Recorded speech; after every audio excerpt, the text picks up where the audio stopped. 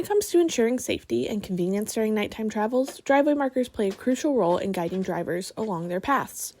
Whether you're a homeowner, a business owner, or a property manager, understanding the best placement of driveway markers is essential for creating a well-lit and easily navigatable environment. So, how do you figure out how many driveway markers you need? For this example, we'll be discussing how to calculate how many markers you need per 10 feet of land. There are a few things to consider first. These will help determine how you calculate the amount of driveway markers later. The first and foremost consideration is the visibility in your area and prevalent weather conditions. If you live in an area with frequent fog, heavy snowfall, or rain, you may need more reflective markers to ensure they are visible in adverse weather. Second, consider traffic volume. The amount of traffic your driveway experiences is a key factor. Higher traffic volume may mean you need more markers to guide a steady flow of vehicles safely. Lastly, assess the existing lighting conditions in and around your driveway. If your property is well lit with streetlights or other lighting sources, you may require fewer markers. In contrast, poorly lit areas might demand additional markers for enhanced visibility. Before we get to the calculations, we need to talk about adjustment factors.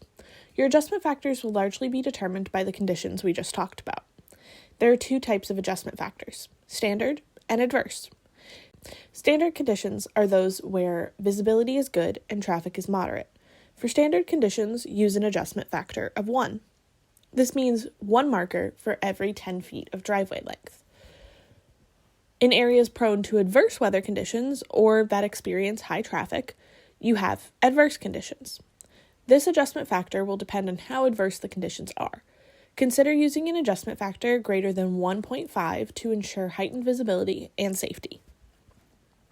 Now, let's delve into the general guideline for calculating the number of driveway markers per 10 feet of land.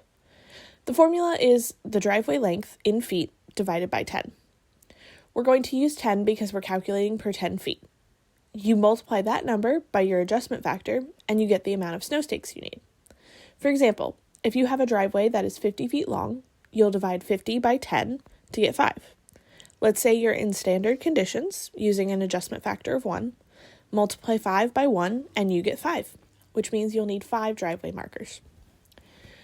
Determining the ideal number of driveway markers is a nuanced process that involves assessing various factors specific to your location and property.